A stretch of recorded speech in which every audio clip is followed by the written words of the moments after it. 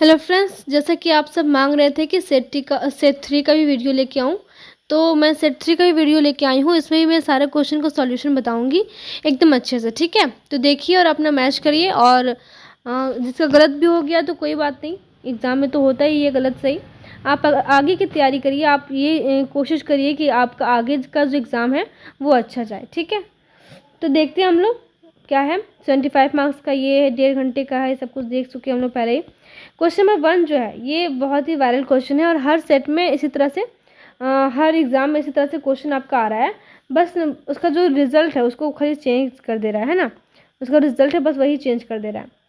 तो देखते हैं यहाँ पे पी और क्यू बोला है फॉल्स है, तो ट्रूथ वैल्यू क्या होगा, क्यू इम्प्लाइज पी का। ठीक है, तो क्यू इम्प्लाइज पी का यहाँ पे हम लोग देखते हैं। देखिए ये पी है, ये क्यू है, और इसका इम्प्लीकेशन बोला है कि फॉल्स होना चाहिए।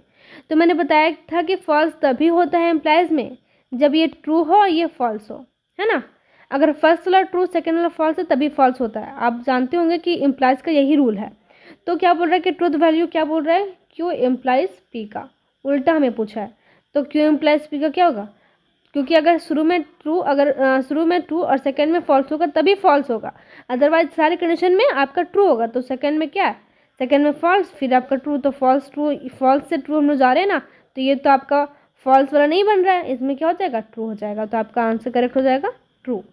ठीक है, आगे देखिए question number 2, if the statement is this is true then negation of p implies negation of q is what.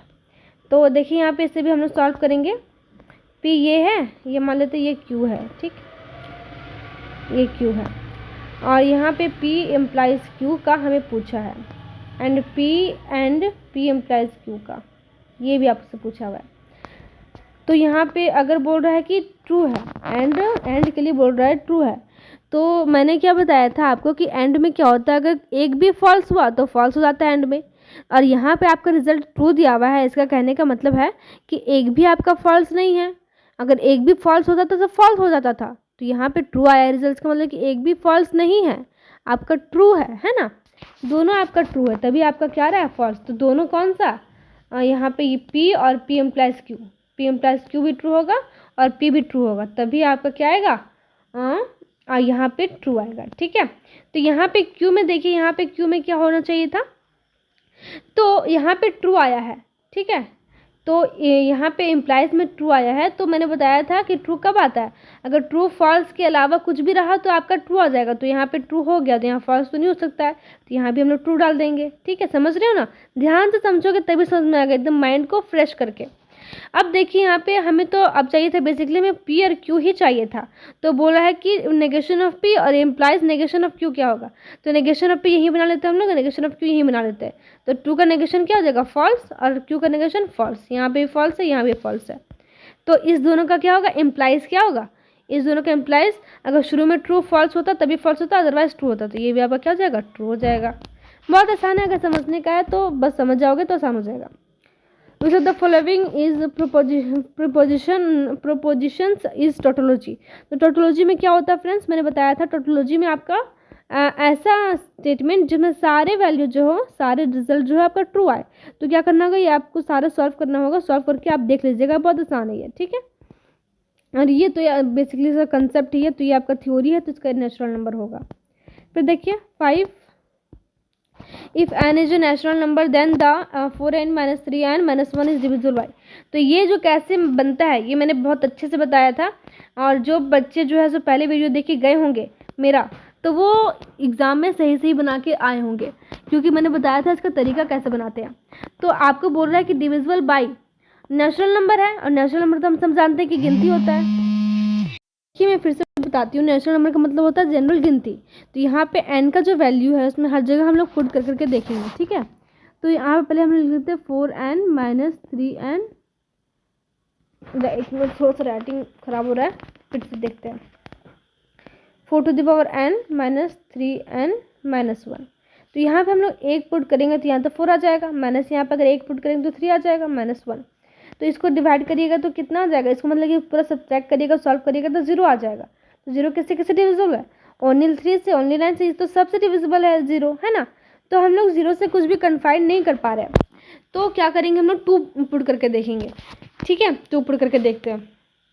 आप देखिए कि 4 की जगह पर अगर 2 पुट करेंगे तो 4 4 जा 16 आ जाएगा। -3 की जगह पे अगर 2 पुट करेंगे 3 एंड यहाँ पे 2 पुट करेंगे तो आ जाएगा 6 -1। तो 6 - 1 कितना हो जाएगा, यहाँ सॉरी 6 1 7 हो जाएगा, और 6 में 7 माइनस करेंगे तो ये 9 आएगा, और 9 तो 2 से डिविजिबल नहीं है, इसलिए बोथ 3 एंड 9 होगा। ठीक है, आंसर बोथ 3 एंड 9, क्योंकि ये जो 9 है ये दोनों से डिविजिबल है, 3 से भी और 9 से भी, दोनों से डिविजिबल है, तो इसलिए हम लोग इसका आंसर नंबर 3 मारेंगे। फिर देखिए यहाँ पे देखिए पावर ऑफ सेट। तो पावर ऑफ सेट का मतलब क्या होता है कि इसमें जो ए पावर ऑफ सेट का बेसिकली फॉर्मूला होता है 2 टू द पावर n। तो यहाँ पे कितने यहाँ पे एलिमेंट्स है, 1 2 3 4 5 एलिमेंट्स है, और n जो रिप्रेजेंट करता है नंबर ऑफ एलिमेंट्स, तो 2 टू द पावर 5 हो जाएगा, और 2 टू द पावर 5 का मतलब होता है आपका कितना, 32 होता है। ठीक है, तो आपका आंसर हो जाएगा 32। इसके बाद देखिए यहाँ पे if a and b are two set such that a union b is equal to a intersection b. तो इसका मतलब बेसिकली प्रॉपर्टी है, इसका कोई कंसेप्ट या फिर कोई थ्योरी नहीं है, मतलब कि इसको सॉल्व करने का कुछ नहीं, ऐसा नहीं है, इसलिए ये कंसेप्ट है बिल्कुल भी, और इसे याद करना था। तो ये ए इज इक्वल टू बी आपका प्रॉपर्टी है, तो ये आपका आंसर हो जाएगा। डेसिमल नंबर 32 का डेसिमल नंबर निकालना है, बहुत आसान है।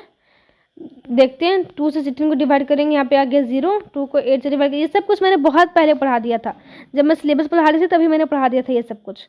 2 8 16, तो यहाँ बच गया 0, 2 4 जा 8, तो यहाँ बच गया 0, 2 2 जा 4, तो यहाँ बच गया 0, और 2 1 जा 2। अब मैंने बताया था कि नीचे से काउंट करते हैं तो 1 0 0 0 0, मतलब कि एक पर 4 0, 1 2 3 4 0, तो 3 4 0 यहाँ पे है, तो ये हो जाएगा बी वाला आंसर। फिर देखिए 36 जो आपका है ये ऑक्टल नंबर है, इसको बाइनरी में चेंज करना है। तो ऑक्टल नंबर है, इसको बाइनरी में चेंज करना है। तो मैंने बताया था कि ऑक्टल नंबर को बाइनरी में चेंज करने के लिए पहले ऑक्टल को डेसिमल में चेंज करना होता है। तो 3 × 8 की पावर 1 प्लस 3 × 8 की पावर 0। अब 8 यहाँ पे क्यों यूज़ किया, क्योंकि ऑक्टल का बेस होता है 8, तो यहाँ पे आ गया 1 प्लस यहाँ पे ये आ गया 8 3 जा 24, तो 24 और 1 25, ये आपका किसमें बदल गया, डेसिमल में बदल गया। अब डेसिमल से बाइनरी में बदलने के लिए बस उसी तरह से डिवाइड करेंगे, है ना।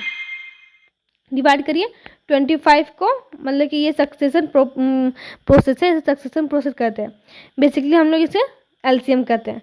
12 2 24, तो यहाँ बचेगा 1, फिर 2 6 जा 12 बचेगा 0, 2 3 जा 6 बचेगा यहाँ पे 0, 2 1 जा 2 बचेगा यहाँ पे 1, है ना। तो 1 1 0 0 1, 1 1 0 0 1, 1 1 0 0 1। एक मिनट, कुछ गलत हुआ क्या, फिर से देखते हैं। 25 को सॉल्व करेंगे, 2 12 यहाँ बच गया 1, 2 6 यहाँ बच गया 0, 2 3 यहाँ बच गया 0, 2 1 यहाँ बच गया 2 1 जा 2, यहाँ बच गया 1, तो 1 1 0 0 1, 1 1 0 0 1 कहाँ पे मैच कर रहा है, कुछ तो गलती हो ही रहा है।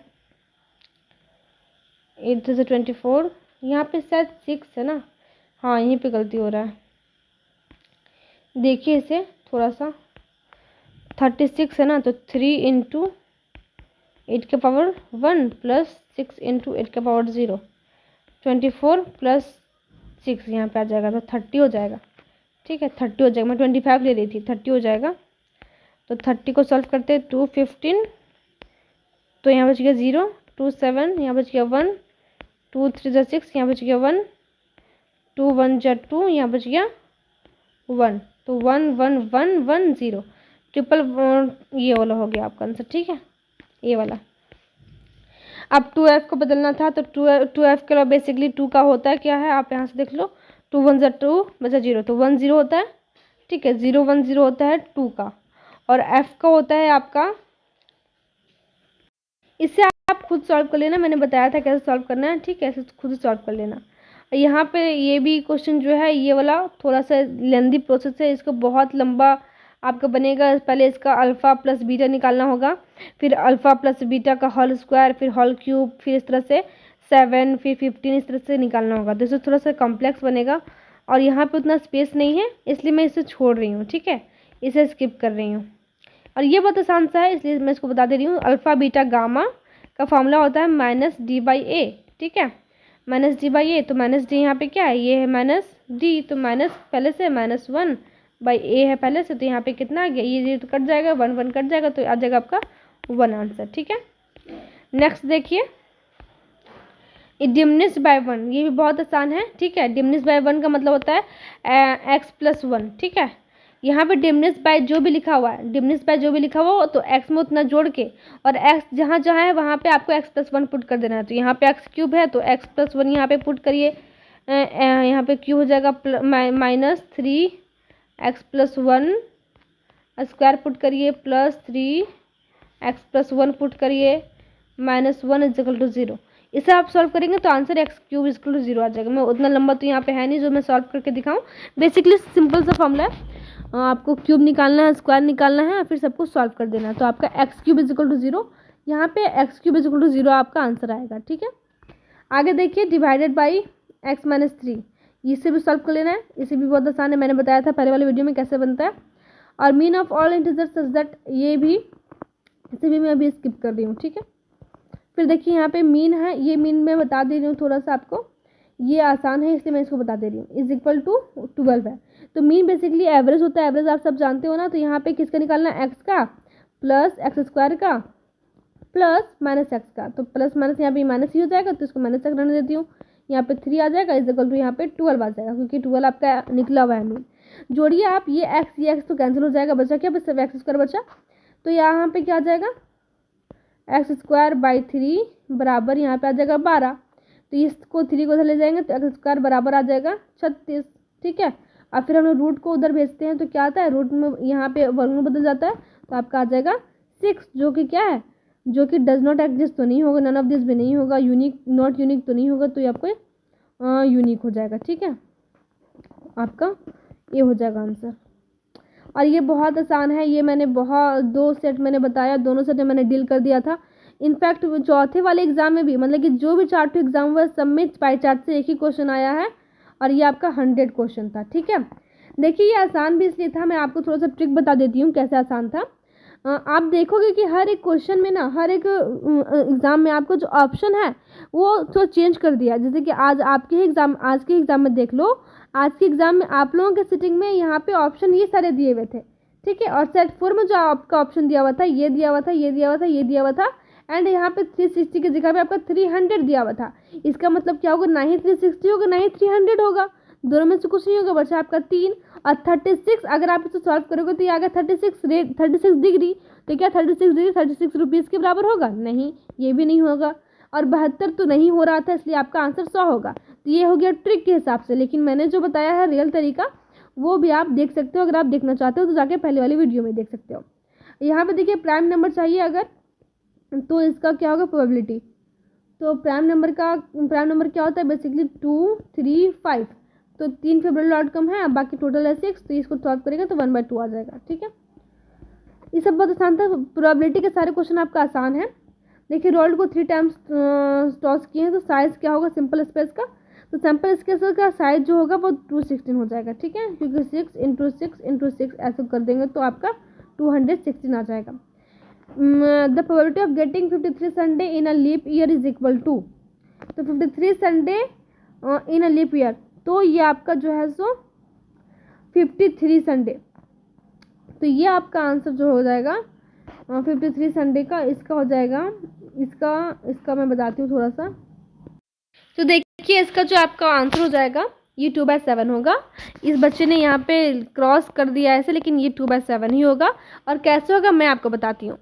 देखिए हमें चाहिए 53 संडे, और भी लीप ईयर है, तो लीप ईयर का कहने का मतलब है कि 364 365 दिन का होता है, 365 दिन का होता है एक साल, और 366 दिन का होता है लीप ईयर। ठीक है, तो यहाँ पे 53 संडे कहने का मतलब है, अगर आप 53 को 7 से गुना करोगे तो आपका आ जाएगा, गुना करके देख लेते हैं। ठीक है, 7 3 21 का 1, हाथ में 2, 7 5 35 और 2 37, 371 दिन, जो कि ज़्यादा है दोनों से। कहने का मतलब क्या है कि 52 को अगर आप करते हो, अगर आपको 52 संडे चाहिए तो आपका आता है 364। ठीक है, 364 आता है, तो आपका जो है सो लीप ईयर में 2 दिन बच रहा है, और 2 दिन में से आपको एक तो चाहिए संडे, और 2 दिन में तो कुछ भी हो सकता है, Sunday Monday Tuesday Wednesday Thursday Friday Saturday, तो टोटल है आपका 7। और फेवरेट आउटकम क्या है, फेवरेबल आउटकम आपका 2 डेज ही है, तो 2 डेज है, इसलिए 2/7 आपका आंसर हो जाएगा। फिर देखिए आपका यहाँ पे आपको पूछा है क्या है, 5 पूछा है, और यहाँ पे 5 आपका कॉस थीटा होगा, क्योंकि यहाँ पे ये हो गया tan थीटा, ये हो गया कॉस थीटा, ये हो गया r। तो यहाँ पे देखिए ये x है, ये y है और ये z है, ऊपर वाला जो कार्टेशियन कोऑर्डिनेट दिया हुआ है। तो आपको पूछा है कि फाई क्या होगा, तो फाई होता है कॉस थीटा। तो कॉस थीटा का फॉर्मूला क्या होता है, इसमें फॉर्मूला होता है z/r। तो z कितना है, z है 1 और r कितना है, तो r कैसे निकालेंगे, r इस तीनों का रूट निकाल देते हैं। तो 0 का स्क्वायर 0, 1 का स्क्वायर 1 और 1 का स्क्वायर 1, तो आ गया √2। ठीक है, तो ये आ गया √2 नीचे में। तो 1/√2 किसका वैल्यू होता है, 1/√2 किसका वैल्यू होता है, तो 1/√2 आपका होता है cos 45 डिग्री का।